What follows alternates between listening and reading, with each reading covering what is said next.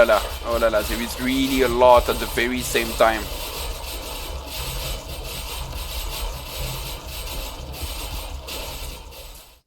Salut survivors, welcome back to SolutOdka's channel in Night of the Dead Legendary Series for the Wave 11 Whole Night. In today's video, I will first present to you the achievement of the day, after which we will have a short excerpt of today, daytime, and we will then play the whole night. If you're new here today, bienvenue. I wish you a warm welcome and please don't forget to like and subscribe. So for today, further to yesterday solving this mystery, I have deleted and removed here the pendulums, trapdoors, everything to shorten the total path to below 50 blocks. And I have added more the advanced version with multiple trapdoors. So the intent is when zombies will get out of the serpent maze, where they take a lot of damage, that they arrive here to lose time and go back to the start of the maze. So they will go here, empty this one of counts. When this one will be emptied, they will then go in the second one, then in the third one. So we have a total of 30 counts without any reload. And for each of them now there is a spiked floor to help the pendulum to push them back. And when finally this is emptied of counts, then they will do the whole tour. Here I did some modifications to the structure, adding a bridge so that the ones falling in these trapdoors will get out this way here. That will be the discharge channel or the return flow maze.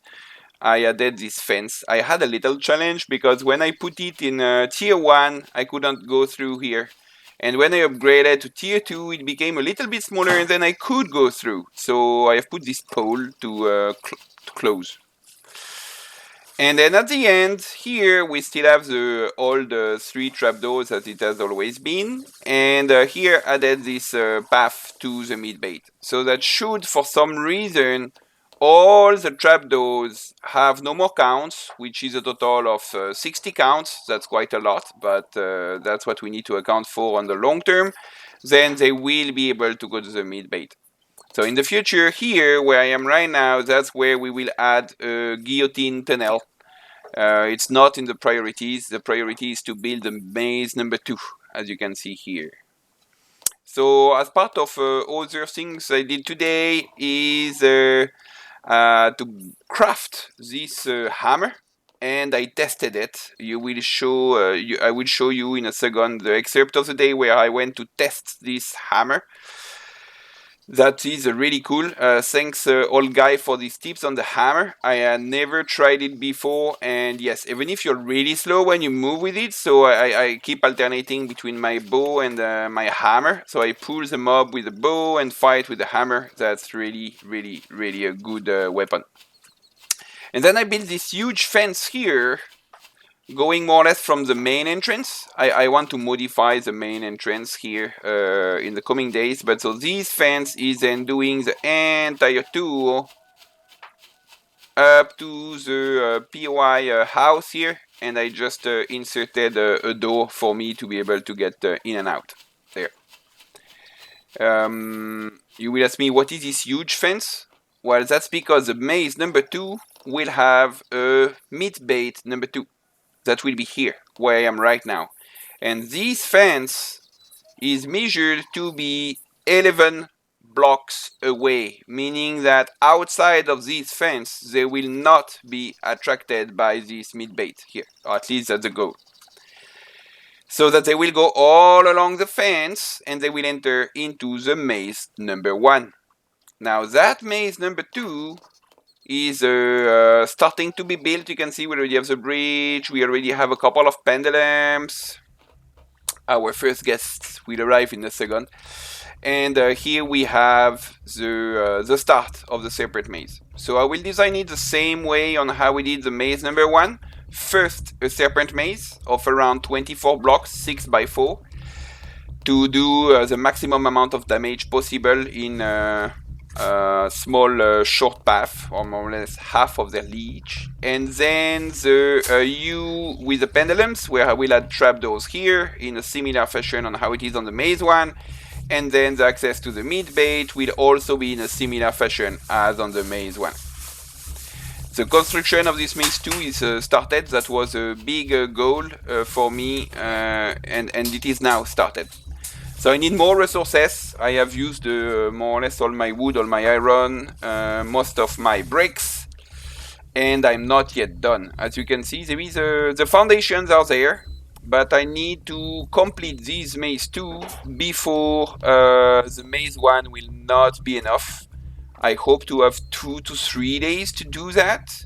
So tomorrow I will go on a massive harvesting, iron mining, stone mining, etc. to be able to continue building that maze number 2. Cool. I think in the coming nights we will discuss the overall mechanism on how to work between maze 1 and maze 2. For the ones who have followed my normal difficulty series, I also had multiple mazes working in parallel. Here it will be different. It will be in series.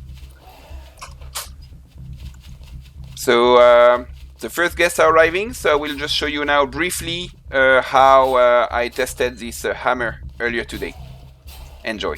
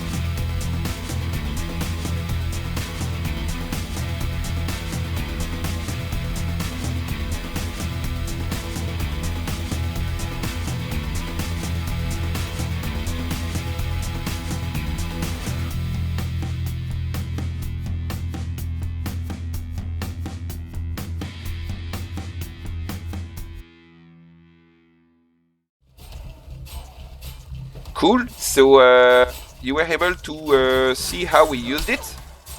Oh, it did hit me. Let's see. Ah, no, it's going for the mid bait. Oh, she comes for me here. Really, there is a time of reaction that if they are fast enough, then we cannot. Something I wanted to test here is, can I use this here? What's the damage? Ooh, 5%. Let's make one or two tests. I think I could kick them out. Maybe not on that one. Let's see if it does systematically 5%. 95, 91. Okay, oh, it went too fast. Okay, you. Ah, this is slower. When I am their target, that's much easier. Ah, but on him. The stuck guy.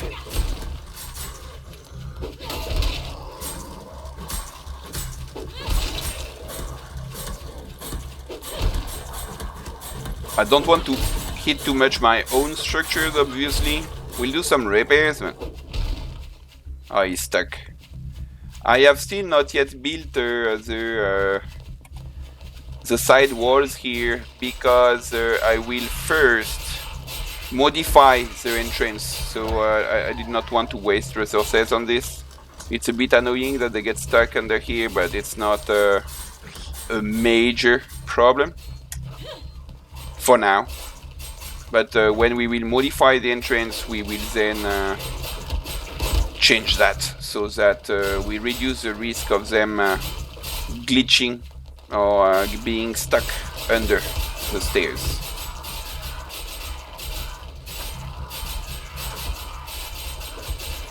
So I wanted to see also a bit better that there is no issue with the fence. That was a big fence. I used, I don't know, 100 or plus trimmed logs.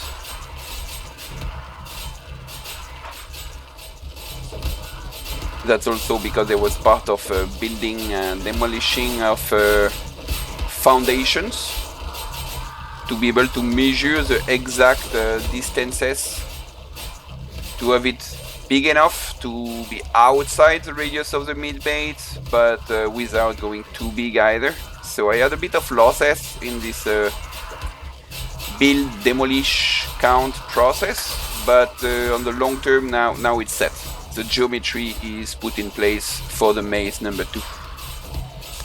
I'm really excited about that maze number 2, but it will take a few days because that's a bit expensive. I am more or less building a duplicate of maze 1 in short. So now something also introduced last time is I am almost having, I hope maybe with today's loot or bags here, I will have enough to unlock the mining machine. So I'm pretty excited about this mining machine because in the long term getting more and more iron will be hard. I still have a lot of areas to mine, but it's a long-term investment. The earlier I build the first mining machine, the earlier I will start to earn from it, so I'll be able to invest into a second one, etc. It will use fuel, and the fuel will force me to go scavenge. Because at the moment, as discussed with Ray on the channel, there is not a major incentive to go scavenge. Like I spent an entire day at the motel the other day, and except the fuel, the research papers and the bullets, on everything else that's not really time rewarding. In one entire day mining, I can get a lot of iron, plus the animals, plus the twigs. I mean, you would get a lot, right? While if I spend one day scavenging, the result purely in terms of resources versus time is not great. So it is worth it at the beginning for the research papers, and on the future it will be worth it for the oil. But other than that, I feel my time investment in mining is more efficient. Now, normally I like to balance efficiency and fun. Ooh, nice one. But here I'm on legendary, so in my balance of efficiency and fun, the efficiency is prevalent.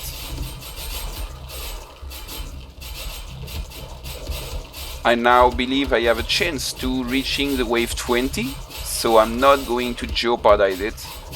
I'll do my best to try to beat wave 20. There was a joke on the channel, if I could reach wave 1000. Well, I think that's obviously a good joke. It's impossible. Maybe normal difficulty, it actually is possible, because we were able to see that between wave 20 to wave 40, the scaling of the difficulty was very low, while the scaling of the resources harvesting is really high.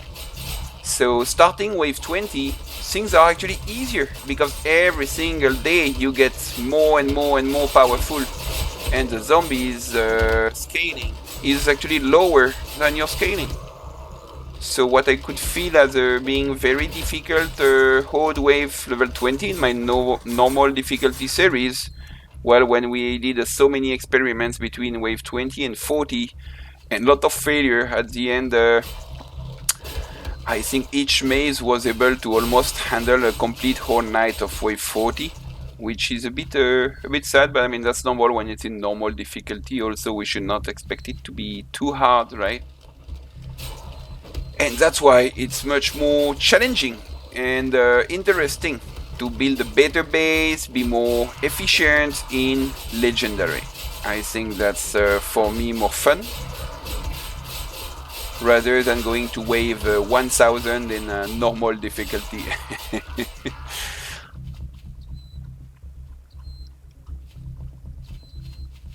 Anyways, the game is in alpha development, right? So there will be patches and changes in the future. I think also they design it in a way that they want people to have an end game, going to these 7 journal places. So it's not necessarily designed for going at wave 30, 40, 50. It's more designed for you to try to escape the island. But we will see in legendary. Will we be able to withstand the wave 20? That's the goal now. And should we become successful in it, then go as far as possible. Maybe 25, 30, I don't know.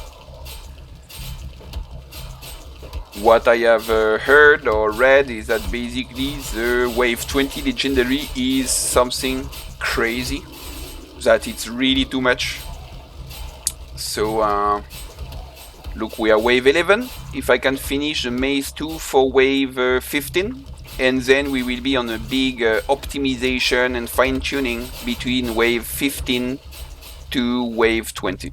That will be the plans. The current goal is survive wave 20. So that's why this mining machine, if I would build it on day 20, I mean just before day 20, would be a waste. That's why I need to build it soon, to make it with a good return on investment before day 20. Okay, we should get our final wave any second now. Let's do a general repair, reload, check on everything. Our valuable guests are about to arrive any second. Let's do it properly. It's not moment to take any risks. Now every night we need to play it as best as we can and monitor how far they go. Okay, 70, 90, it's fine. 98. And the last one here, 76. Just repair it for now. The walls, no walls are damaged so far.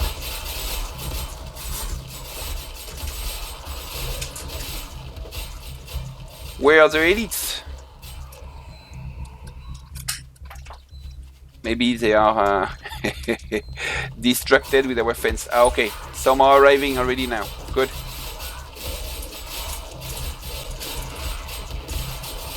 Oh la la, there is really a lot at the very same time.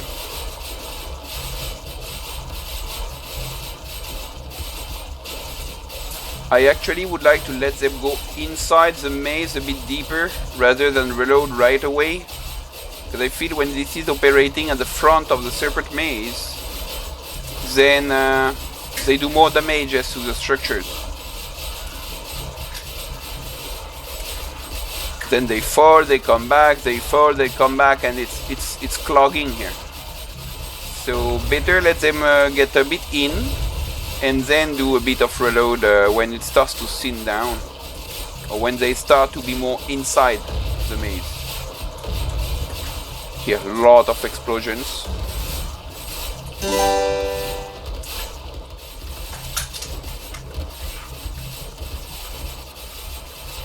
Oh, this guy here is having a weird position. Good. What about you here? Okay, there are several that are already further into the maze. Let's start to do reloads now. Look, they are choking at the first shredding corridor here. Some of them are stuck. We need to unstuck them.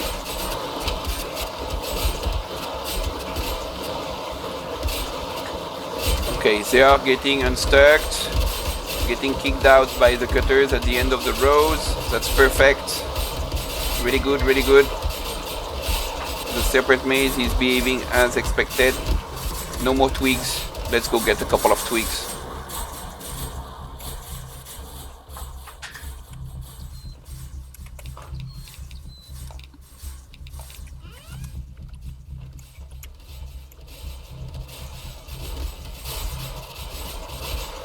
Okay, some are reaching the end of the maze, while the loop at the front is still very populated, if we can say like that.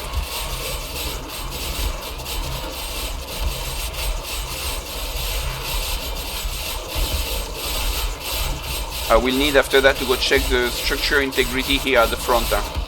We're really having a lot. Oof. I'm starting to do more repairs already. We don't want things to start breaking. We are building a new maze.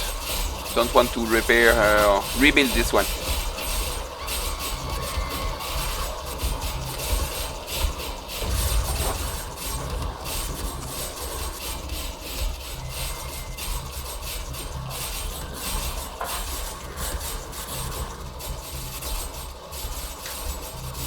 And the last one.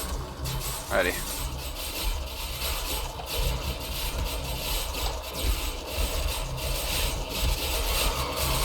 Okay, they are not clogged anymore, but there are some stuck outside. I don't know why they are get stuck like this. But as long as they get stuck and they don't do damages to the structures, I'm fine with it. We are going to go check these structures, by the way. No major damage. Okay, brilliant. They can take their time. It's okay. We can keep reloading.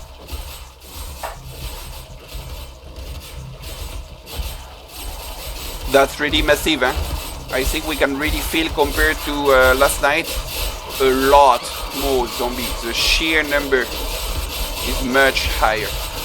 I mean, these front traps, they are good for reload every minute, or even less than a minute. It's non-stop.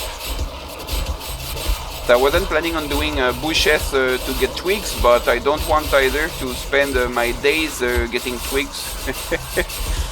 I might need to do it after all.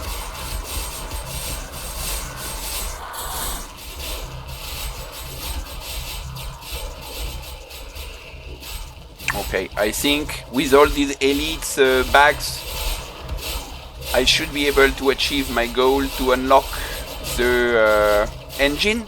I think it's called the engine, to be able to build a mining machine. So I'm going to mine today, build a mining machine, and keep working on this maze number 2. That will become, maybe day 15 is too late. I need to have it up and running earlier. I mean, it went fine, right? I mean, that's okay. But let's check how many counts were there at the end. There was 8 at the start, 5, and of course these ones are intact. So 3 have reached the end. But there will be more and more and more. So in terms of damages they do to the structures, it's pretty big. My fear.